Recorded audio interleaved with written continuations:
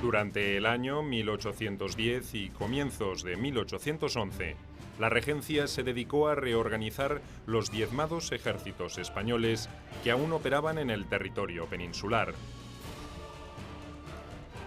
En teoría, los patriotas todavía tenían alrededor de 100.000 hombres alistados en forma regular, pero estaban diseminados en regiones excéntricas y en algunos casos incomunicadas entre sí. Ninguno de esos núcleos de tropas estaba en condiciones de realizar una campaña capaz de inquietar seriamente al enemigo. Hubo que aguardar el fracaso definitivo de la invasión francesa a Portugal y la decisión del duque de Wellington de contraatacar para que la situación se modificara drásticamente.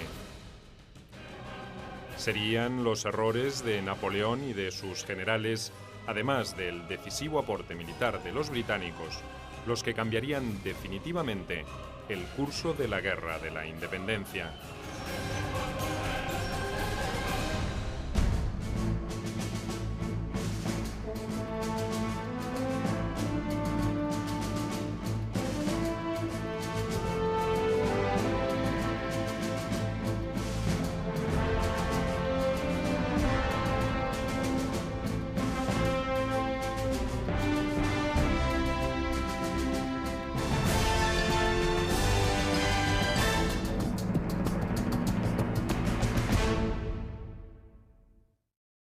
Me escribe mi hermano que tengo que conquistar mi reino. Y me recuerda que Enrique IV conquistó el suyo. Y es verdad. Pero Enrique IV contaba con media Francia y yo, en cambio, tengo enfrente a toda España.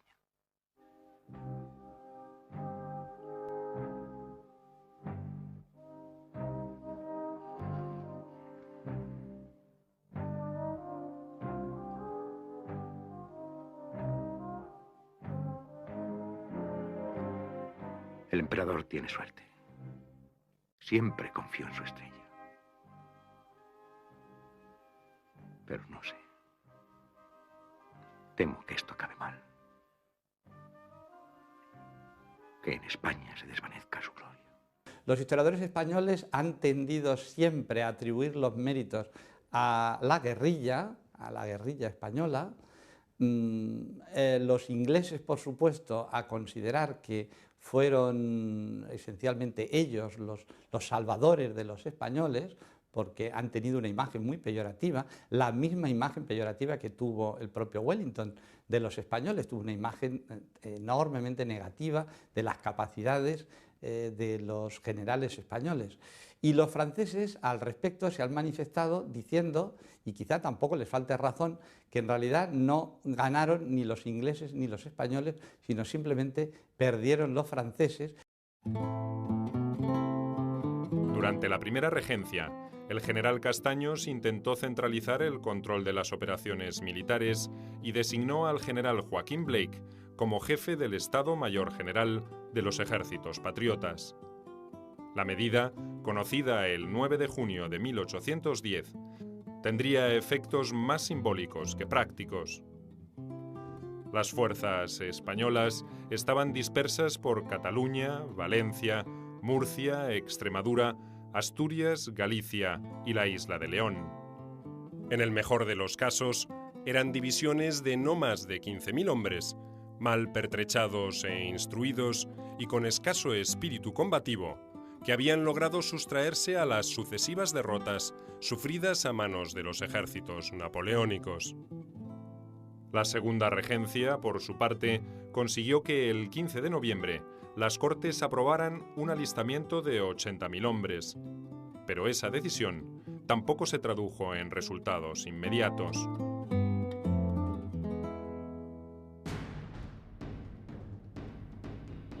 Mientras tanto, en abril de 1811, el ejército expedicionario francés a Portugal, tras el fracaso ante Torres Vedras, trataba de reponer fuerzas y reunir bagajes entre los ríos Águeda, Tormes y el Duero. Además de las bajas, la difícil retirada había cobrado un fuerte tributo en armamentos, caballada y vestuario. La moral de las tropas era muy baja, las insubordinaciones frecuentes y la falta de comida una cuestión que los oficiales debían enfrentar a diario. Pero pese a las dificultades, su jefe, el mariscal Massena, no estaba dispuesto a resignarse al fracaso. Como en ocasiones anteriores, Wellington había desarrollado una táctica defensiva y de tierra arrasada para compensar el mayor poderío de los ejércitos imperiales. Destrucción de recursos de los que pudiera valerse el enemigo y una paciente espera en posiciones fáciles de sostener le habían dado buenos resultados. Un sistemático hostigamiento durante la frustrante retirada de los franceses completaba la tarea. Esto es lo que sufrió Massena, quien, pese a las dificultades, no estaba dispuesto a resignarse al fracaso. Yo creo que la política o la táctica de guerra quemada por sí misma no conduce a nada, de manera que fue una de las dos cuchillos de la tijera de los que Wellington se valió para prevalecer sobre Massena. La política de guerra quemada o el sistema de guerra quemada no era ninguna innovación. De hecho, la propia Junta Central también instruiría a sus guerrilleros y a sus ejércitos en el sentido de llevar a cabo esta destrucción de bienes de los cuales pudiese valerse el enemigo.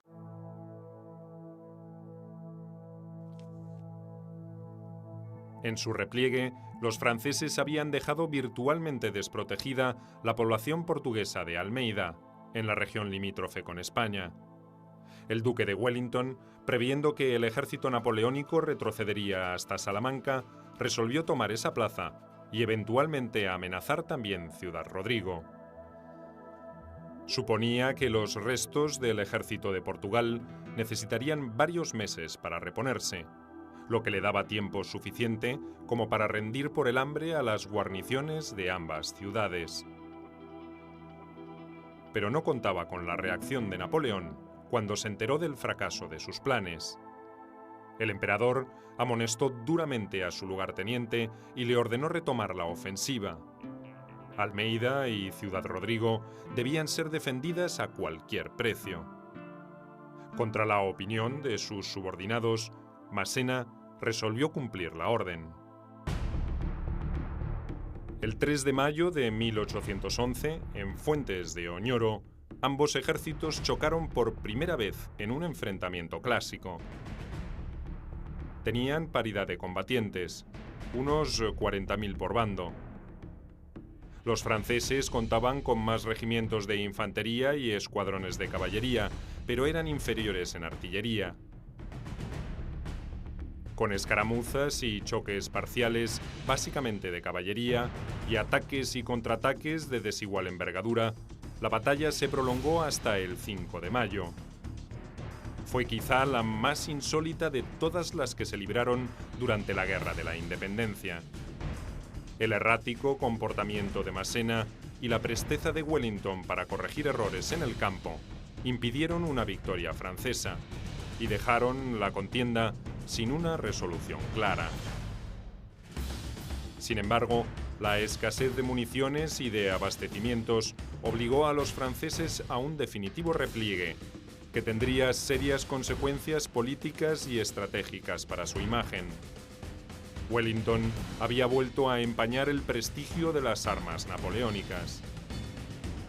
En Gran Bretaña, el partido belicista ganaría poder en el Parlamento, y en Rusia, el zar se atrevería a desafiar al emperador.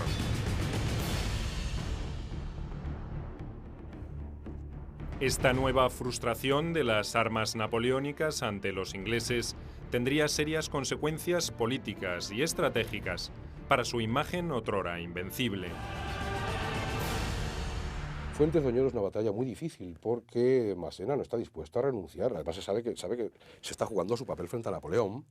No está dispuesta a renunciar a una victoria sobre Wellington. Y Wellington es demasiado prudente siempre. Esa prudencia que desgasta a demasiados hombres a veces, pero que en último término o lleva a la victoria o lleva a las tablas. Ahora la iniciativa iba a estar de parte de Wellington. no de parte de los franceses. Los franceses siempre, hasta ese momento, pese a que habían podido tener algunos reveses, como Bailén o como el propio Talavera, realmente en su foro interno sabían que podían ganar la guerra y que si ponían todos los medios necesarios la iban a ganar. Fuentes de Oñoro y más adelante Albuera significó que las tropas anglo-españolas realmente podían vencer en buena lid a los franceses y por lo tanto tenían que tener muy buena nota de eso. La iniciativa ya no correspondía a los franceses, aún así podían vencer la guerra, pero ya la iniciativa no era suya. Uno de los pilares de la política exterior inglesa siempre había sido el mantenimiento de cierto equilibrio continental que favoreciera su condición insular. Los británicos tenían muy claro que la hegemonía de Napoleón amenazaba su propia existencia. Para resistir el bloqueo, habían resuelto impedir la ocupación de Portugal. Pero los éxitos de Wellington en España los convencieron que ampliar ese frente era factible. No se trataba de repetir la desdichada aventura de Moore, pero sí de hostigar a los franceses para dificultar la consolidación de su dominio en la península. Wellington ajustó sus planes estratégicos a esa impronta. Sus operaciones se limitaron a golpes de efecto antes que a batallas decisivas. Lo suficiente como para sostener la amenaza a la espera de una mejor oportunidad. Desde el primer momento, y eso se puede ver en multitud de caricaturas que aparecen en la prensa y que en la opinión pública está casi bombardeada, ¿no?, por estas caricaturas en contra de Napoleón, se ve clarísimamente que hay un sentimiento de que Napoleón, por decirlo vulgarmente, no se salga con la suya, ¿no? Los ingleses vieron pronto, la opinión pública inglesa vio pronto que el abrir un frente en España luchando contra Napoleón era claramente positivo, ¿no?, toda vez que las tropas de Moore habían sido derrotadas de una forma bastante terrible, ¿no?, para los ingleses, y ya no solo buscaban la revancha, se pensaba que la intervención en España podía ser positiva para acabar con ese peligro que se cernía sobre toda Europa, que era Napoleón sobre toda Europa y también sobre Inglaterra. En España, en cambio, el incierto resultado de la batalla de Fuentes de Oñoro no alivió los problemas de la causa patriótica. Por el contrario, a lo largo de 1811, padecieron una serie de sucesivos fracasos. El 28 de junio, las tropas del general Suchet tomaron Tarragona y causaron una verdadera carnicería entre los defensores, tanto civiles como militares. Poco antes, el 16 de mayo, un ejército integrado por españoles, ingleses y portugueses, al mando del general Beresford, había vencido a los franceses en la Albuera, pero no pudo reconquistar Badajoz. La Albuera fue la batalla más sangrienta de la guerra y una de las victorias tal vez menos significativas para la causa patriota por la falta de aprovechamiento posterior.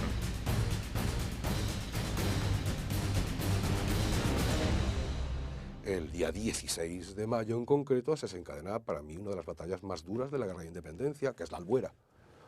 Y claro, la la Albuera tiene sentido al entender Fuentes de Oñoro y al entender que de repente la línea del Duero y la línea del Guadiana acaban de abrirse dentro de la alianza hispano-anglo-portuguesa para, desde luego, está clarísimo, retomar el territorio peninsular.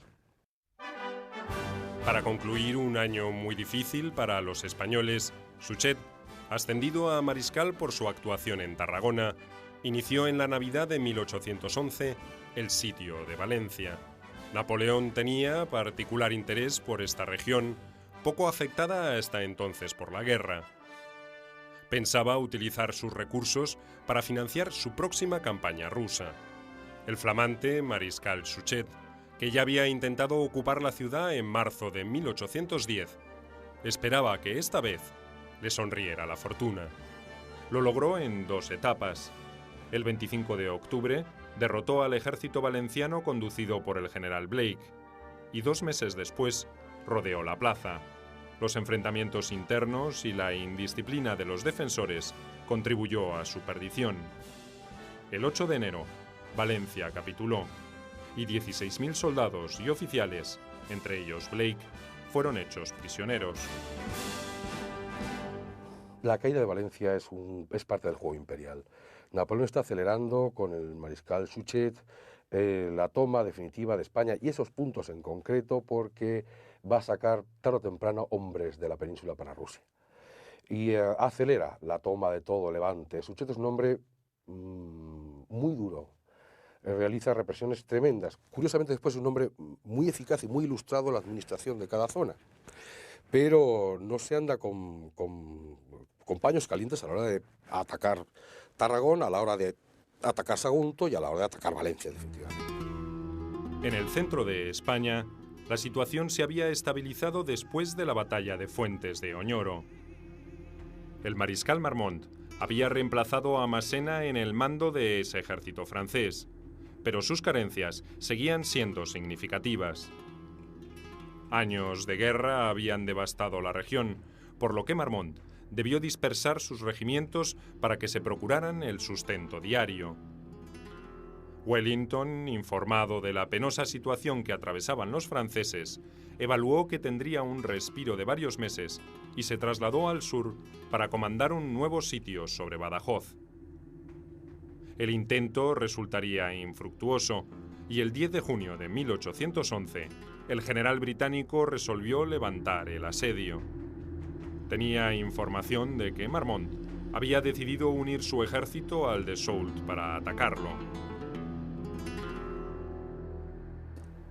Al disputarse esas batallas en la zona de Extremadura cercana a Portugal, una zona devastadísima por la guerra, tomaron nota de que realmente no podían llevar una operación militar de gran envergadura, queriéndose alimentar las tropas y desde todos los puntos de vista logísticos sobre el terreno. Con lo cual, si querían hacer una operación de envergadura, no podía ser lanzar las tropas y ya está, poder vivir sobre el terreno, sino que tenían que montar un dispositivo realmente muy costoso y sobre todo de mucha organización para poder enfrentarse a las tropas anglo-españolas, ¿no? El escurridizo Wellington prefirió replegarse nuevamente hacia la frontera portuguesa sin que los franceses se atrevieran a provocar un combate. Marmont resolvió retornar y situarse entre Ávila y Toledo, soportando los mismos problemas de avituallamiento que había tenido antes. El general británico decidió entonces tentar a la suerte, esta vez sobre Ciudad Rodrigo. Fue más una maniobra de tanteo que una verdadera ofensiva. No tenía fuerzas suficientes como para intentar algo más que un golpe de mano, y su jugada no dio resultados. Tuvo que replegarse nuevamente hacia la frontera ante la presencia combinada de Marmont, auxiliado por el jefe del Ejército del Norte, el general d'Orsay, en septiembre de 1811. Wellington fue un hombre de grandes capacidades que se caracterizó desde el punto de vista táctico en llevar a cabo un sistema de guerra, de retirada pensada, ordenada y lógica, que no era una huida, sino que podía convertirse en agresión en el momento en que a él le conviniera. Una retirada protegida siempre a distancia suficiente de los efectos del cañón enemigo. Un hombre en general que fue admirado en su época y que empezó a perder también él popularidad en el momento en que entró en política. Un nuevo error de apreciación de Napoleón por querer dirigir la guerra de España desde París modificaría el estado de virtual empate en que se encontraban las fuerzas principales. El emperador, como se dijo, urgió al mariscal Suchet la conquista de Valencia para hacerse con los recursos de esa rica región del Levante. Para corregir ese objetivo, ordenó reforzar el ejército que operaba en Cataluña, con regimientos del Cuerpo de Marmont, entre otros. Además, retiró del territorio peninsular hombres para la campaña en Rusia. En la apreciación del Estado Mayor napoleónico, los ingleses estaban por el momento más ocupados en preservar Portugal que en invadir España. Por tanto, descuidar por un rato ese flanco para atender otros asuntos no suponía un riesgo excesivo. Napoleón se lleva a 50.000 hombres a participar en la campaña de Rusia y deja al ejército francés con enormes limitaciones por el hecho de tener que combatir en dos frentes tan distintos y tan distantes como era Rusia y España. Y que si Napoleón hubiera podido mantener esa presencia beligerante que le llevó en un momento determinado a tener más de 300.000 hombres en suelo español, pues posiblemente hubiera ganado la guerra Napoleón. Bueno, realmente yo creo que no se hubiera podido ganar la guerra de la independencia, por lo menos en los momentos en los que se ganó, si los franceses no hubieran cometido errores claros, ¿no? Quizás uno de los errores más importantes es que, tal y como había sucedido en Europa en general, la idea de la ocupación estaba basada en la ocupación de las ciudades y el control sobre el territorio venía después de la ocupación, venía casi subsiguientemente después de la ocupación sobre las ciudades, ¿no? Esa idea estratégica la quisieron trasplantar a España, pero no fue así. Ese reordenamiento territorial de los ejércitos imperiales favoreció los planes británicos. Ciudad Rodrigo y Badajoz volvieron a quedar desprotegidas, y Wellington no dejó escapar semejante oportunidad. En los primeros días de enero de 1812, el ejército aliado inició formalmente el sitio de Ciudad Rodrigo. La plaza fuerte estaba solo defendida por 1.600 franceses, que resistieron obstinadamente hasta el 19 de enero. Esa inopinada defensa finalmente cedió ante la brutal ofensiva de los vencedores, que se precipitaron por las brechas abiertas en las murallas para someter a la población al más despiadado de los saqueos. Algunos jefes intentaron contener a la soldadesca enfurecida, pero Wellington aparentemente no logró frenar los excesos que empañaron su victoria. Ese comportamiento se repetiría en Badajoz, rodeada por las divisiones aliadas a partir del 16 de marzo de 1812. Es el momento de peor abastecimiento de las tropas británicas. Mira que están bien abastecidas, va a ser la abastecimiento mucho mejor en 1813 que en 1812. Se abastecen de lo que tienen allí directamente. Se están pasando hambre, muchos de ellos. En segundo lugar, la dureza de la disciplina de sus mandos se radicaliza como nunca, haciéndoles hacer marchas tremendas, a veces con un calor descomunal al que no están acostumbrados, con lo cual el estrés entre las tropas es constante, la agresividad tremenda y no tienen válvulas de escape. Y en tercer lugar, algo tan tremendo como lo que ocurre con cualquier tropa, el derecho al botín, sea cual sea lo que tienen delante. Unos 60.000 efectivos, con elementos de artillería más que suficientes como para demoler las murallas, asediaron la ciudad extremeña. Aunque Wellington era consciente de los problemas que padecían los ejércitos franceses de Portugal y del Mediodía, los únicos en capacidad de hostigarle, no quiso sostener un sitio demasiado prolongado. El general francés Philippon, por su lado, solo contaba con unos 9.000 combatientes, insuficientemente pertrechados. El general británico hizo bombardear sin descanso las murallas y las fortificaciones, apresuró todos los trabajos referidos al asedio y ordenó ataques que provocaron un intolerable número de bajas. En la noche del 6 de abril se inició el ataque definitivo que se prolongó hasta la mañana del día siguiente. El saldo fue abrumador. Los franceses perdieron alrededor de 1.300 hombres, mientras las bajas aliadas rondaron las 4.000.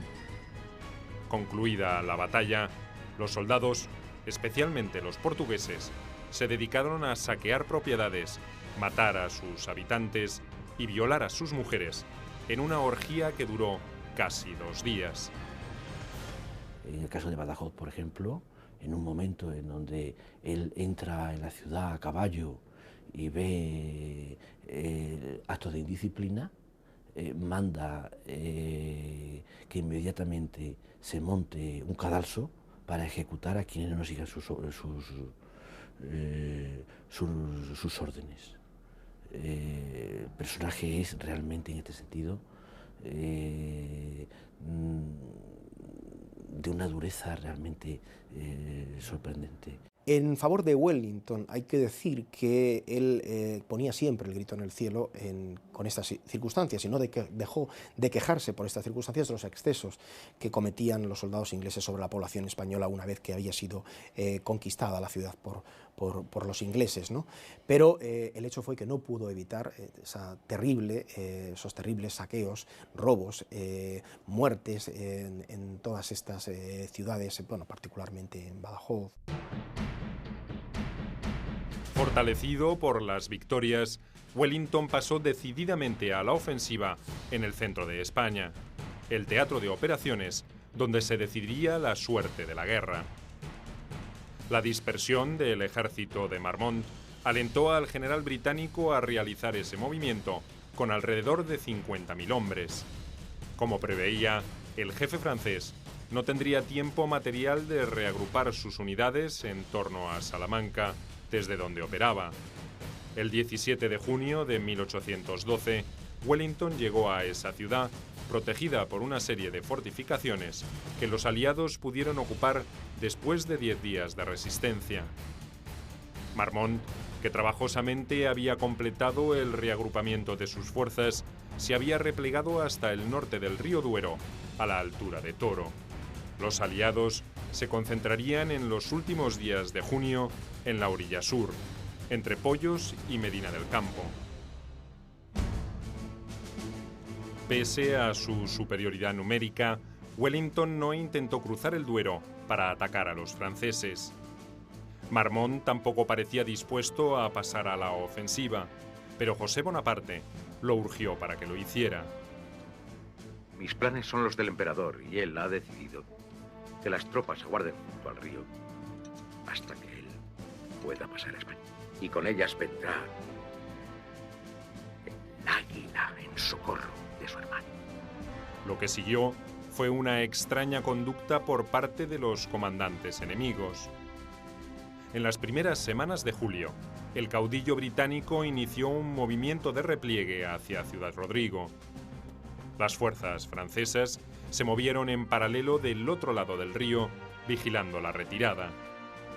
Como en un juego de ajedrez, los dos generales parecían esperar una oportunidad o una debilidad en la formación contraria para atacar.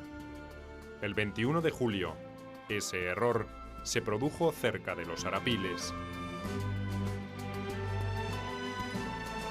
Marmont dividió su ejército pretendiendo tomar a los aliados por el flanco, confiando en la fortaleza de su posición en el campo. La maniobra no fue realizada con la coordinación requerida. Los franceses quedaron desprotegidos y Wellington aprovechó para contraatacar. Para colmo, una granada hirió seriamente a Marmont, que tuvo que ser evacuado en el preciso instante en que comenzaba la batalla. Durante varias horas la lucha fue encarnizada, pero finalmente los aliados pudieron predominar sobre el terreno y obtener una victoria clara y contundente. El triunfo de los Arapiles dejó abierto el camino a Madrid. Por segunda vez en su accidentado reinado, José Bonaparte tuvo que huir velozmente de la capital española. Esta vez lo hizo rumbo a Valencia, para ponerse bajo la protección del mariscal Suchet. La batalla de Arapiles, además, hay que entender que es una batalla fundamentalmente vinculada a los mandos británicos ya muy cualificados, a la cada vez mejor forma de pertrecharse de las divisiones inglesas, a la ayuda portuguesa, que es fundamental, porque en la batalla de Arapiles no hay muchas tropas españolas. Arapiles abre la puerta. Una puerta que ha entreabierto antes Napoleón, sacando demasiados hombres hacia Rusia. La batalla de los Arapiles, además del efecto psicológico que tuvo y que se conoció también en toda Europa por esa gran victoria de Wellington, suponía también que los franceses ya pasaban a la defensiva, ¿no? Una batalla que se había producido en buena medida por el descenso notable de tropas francesas que se había producido por la política internacional, por la circunstancia de que Napoleón tuvo que sacar tropas de España para combatir en la campaña de Rusia, ¿no? A partir de entonces, con esa derrota, se vio que los franceses ya iban a estar a la defensiva, iban a defender sus posiciones más que a controlar la península. El 12 de agosto de 1812, Wellington hizo su entrada triunfal en Madrid por la Puerta de Alcalá. Poco antes, había desfilado por allí el mariscal Juan Martín Díaz, el Empecinado, uno de los más famosos jefes guerrilleros al que la regencia había designado comandante de la región. Junto con otros notorios jefes partisanos, escoltaría al general británico hasta su alojamiento en el Palacio Real. Wellington no se detuvo mucho tiempo en Madrid, solo el necesario como para provocar un efecto político de trascendencia, no solo en España, sino en toda Europa. Tampoco persiguió con demasiado empeño a los restos del ejército de Portugal, comandado ahora por el general Clausel. Se entretuvo en un vano intento por rendir a la ciudad de Burgos, bien defendida por una guarnición francesa, y favoreció el reagrupamiento de esas unidades con las de los dos ejércitos del norte y del mediodía. Wellington resolvió no arriesgarse a un nuevo enfrentamiento y después de 9 meses de campaña, prefirió replegarse hacia la frontera portuguesa para planificar los próximos pasos. El 22 de septiembre de 1812, las Cortes de Cádiz resolvieron designar a Wellington como jefe de todos los ejércitos españoles. Ese reconocimiento le traería más problemas que satisfacciones. El general británico era muy crítico sobre la organización militar de España y sobre la idoneidad de sus jefes.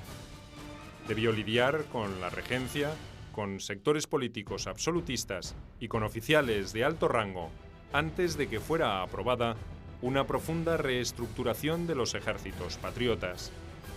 En esa instancia, Wellington imaginaba que la guerra se prolongaría por varios años en territorio peninsular y que sería necesaria una estructura militar capaz de sobrellevar ese largo conflicto. Su prudencia táctica respondía a la convicción de que el conflicto no podría ser resuelto mientras Napoleón tuviera posibilidades de enviar refuerzos a través de los Pirineos. Fue recibido mal, sobre todo por los liberales. Los liberales siempre vieron en Wellington un Tory, un conservador, un hombre que efectivamente no se cortó un pelo a la hora de criticar el pensamiento de los liberales y las conquistas liberales que ellos estaban haciendo, y naturalmente generó enormes reticencias el hecho de dotarlo del poder único en todo el ejército español.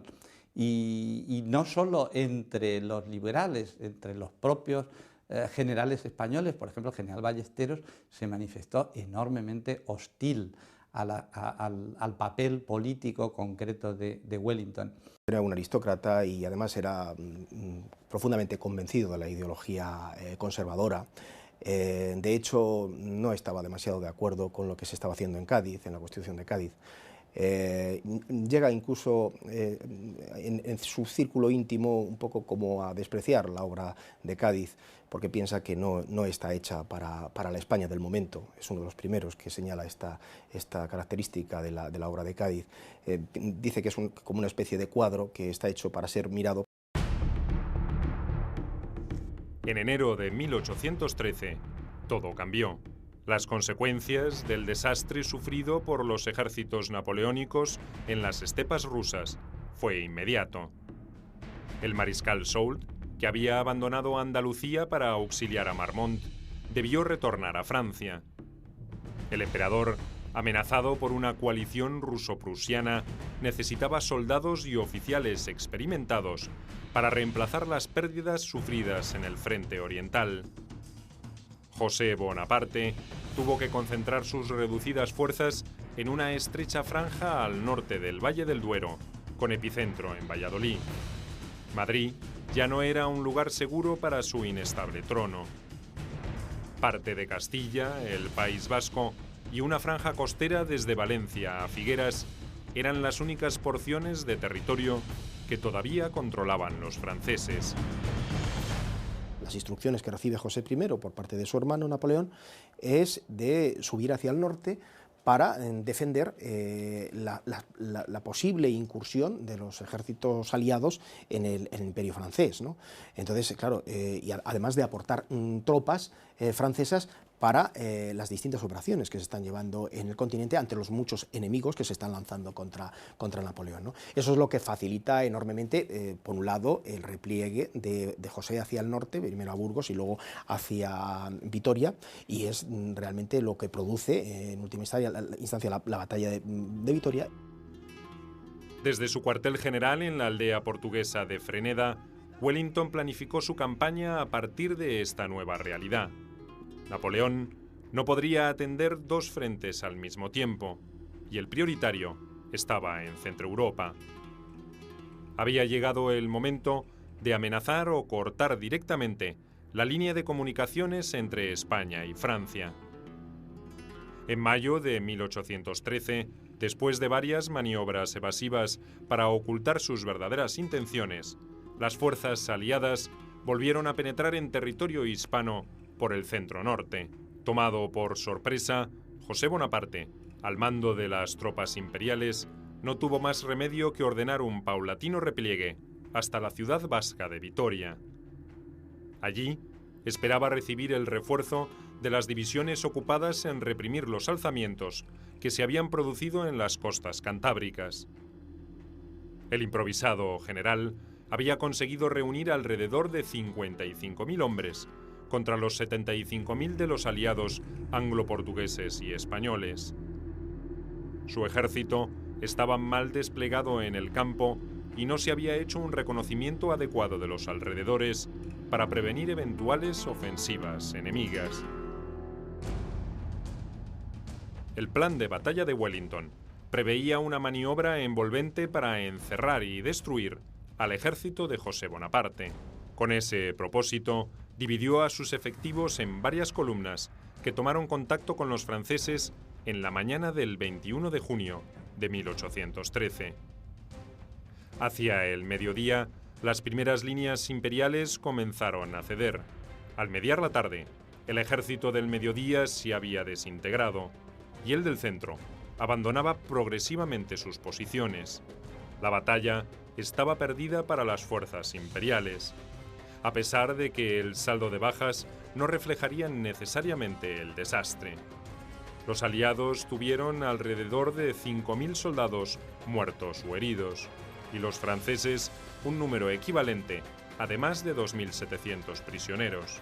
En cambio, donde se sentiría la diferencia sería en las pérdidas de material bélico de los franceses. 151 piezas de artillería, 415 arcones y 100 furgones con municiones y armamento. La victoria que se alcanza en Vitoria, nunca mejor dicho, es una mezcla de ejércitos españoles, ingleses y portugueses, igual que en Arapiles. Es vital el ejército de Portugal. Los hombres de Portugal vienen aquí a jugarse la vida y hay que decirlo. Se les ha tomado como los grandes saqueadores. Esto no es cierto del todo. Incluso yo diría que Wellington en pocas ocasiones podía haber vencido sin los portugueses. Y los portugueses dan sangre y dan ánimo y dan fuerza a sus tropas. Parecen los grandes subordinados y no es así. Es hora ya de tomar conciencia, de dignificar un poco este apartado olvidado, ¿no? Aunque la maniobra de cerco no pudo concretarse en su totalidad, el camino real de Vitoria a Bayona fue cerrado por los aliados en las primeras horas del enfrentamiento. Esta contingencia tendría una gran importancia en este acto final de la ocupación francesa de España. En la ciudad de Vitoria se habían concentrado entre 1.000 y 1.500 carretas y carruajes que contenían muebles, enseres, joyas y otros tesoros de partidarios de José Bonaparte. Habían sido evacuados de Madrid y Valladolid y esperaban, junto con sus dueños, la suerte de la batalla. Cuando se dio la orden de retirada, el único camino disponible era el de Salvatierra, estrecho y en pésimo estado. En esa senda se formó una trágica y desesperada caravana de fugitivos, civiles y militares, que pugnaban por escapar hacia la frontera francesa, hostigados por la caballería aliada. Muchos carros quedaron atascados o fueron desplazados brutalmente del camino. La duda siempre que se ha planteado cuando se ha hablado del tema del equipaje del rey José es si lo que hay que... quiénes son los culpables o quiénes son los más criticables, si los portadores de los presuntos tesoros, los franceses, que es la versión, digamos, galdosiana de la corrupción de los franceses, o si lo más criticable efectivamente es el saqueo que llevan a cabo, totalmente descontrolado, que llevan a cabo los ganadores.